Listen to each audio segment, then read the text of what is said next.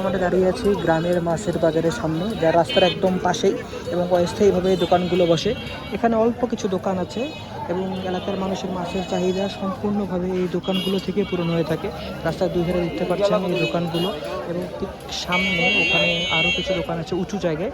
উঁচু জায়গায় যে দোকানগুলো সেগুলো মূলত স্থায়ীভাবে, আর এখানে নিচে যে দোকানগুলো দেখছেন এগুলো অস্থায়ীভাবে শুধু হাটের দিন বা বাজারের দিনে বসে। যদি বাজারে বিক্রি না হয় তাহলে হয়তো বা পাশের বাজার থেকে অনেক সময় এখানে এসে থাকে। দেখতেই পাচ্ছেন বর্তমানে মাছ বিক্রি প্রায় শেষের দিকে চলে এসেছে, খুব অল্প পরিমাণে মাছ আমরা দেখতে পাচ্ছি এখানে। এই তো কিছু এখানে মাছ নিয়ে বসেছেন, মূলত দেখানোর চেষ্টা করছি যে এখানে কতটুকু মাছ আছে না আছে। প্রায় শেষের দিকেই চলে এসেছে মাছ বিক্রি। দেখতে পাচ্ছেন এখানে কিছুটা আলোক স্বল্পতা আছে। আশা করি আপনারা বুঝতে পেরেছেন যে গ্রামের মাছ বাজারগুলো কেমন হয়ে থাকে। বর্তমান প্রায় সন্ধ্যার আগ মুহূর্ত, পরন্ত বিকেল একদম শেষের দিকে। এখানে দেখতে পাচ্ছেন খুব স্বল্প পরিমাণে মাছের কেনাকাটাও খুব একটা হচ্ছে না।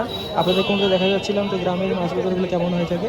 এখন গ্রামের মাছ বাজারগুলোতে কিন্তু সামুদ্রিক মাছ পাওয়া যায়, যেমন এখানে দেখতে পাচ্ছেন। এখানে দেশি মাছের পাশাপাশি কিন্তু বেশ কিছু সামুদ্রিক মাছও আছে। তেমন একটা মাছ যদিও এখন দেখতে পাচ্ছি না, একটু সামনে এগিয়ে গিয়ে দেখার চেষ্টা করি। এখানে যে মাছগুলো মূলত দেখছি এগুলো সব সামুদ্রিক মাছ।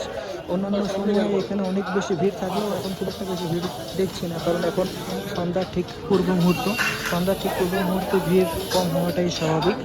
আমি যখন ছোটোবেলায় এসেছিলাম তখন এই দুই সারি দোকানদার ছিল, তখন আসলে অনেক পরিমাণে জেলে ছিল, অনেক মাছ বিক্রেতা ছিল, মাছের চাহিদাও অনেক বেশি ছিল। এখন মাছের চাহিদা অনেকটাই কমে গিয়েছে পোলট্রি এবং ব্রয়লার মুরগির কারণে মূলত এমনটা হয়েছে। তো যেমনটা বলছিলাম, ঠিক যে দিক দিয়ে এসেছি সেদিক দিয়ে আবার ফিরে যাচ্ছি এবং আপনাদেরকে জাস্ট দেখানোর চেষ্টা করছি মূলত যে গ্রামের মাছ বাজারগুলো কেমন হয়ে থাকে। একটা কথাই একাধিকবার বলতে হচ্ছে, কারণ এখানে আসলে কথা বলার মতো তেমন কিছু একটা পাচ্ছি না। আশা করছি যে আপনারা দুই ধারে দেখতে পাচ্ছেন যে কি আছে না আছে। আপনাদের সামনে ছোট্ট একটা বার্তা দেওয়ার চেষ্টা করলাম। যদি উপভোগ করে থাকেন তাহলে আমাদের কথাবার্তা ভুল ত্রুটিগুলো ক্ষমাসুন্দর দৃষ্টিতে দেখবেন। সবাই ভালো থাকবেন। আসসালামু আলাইকুম।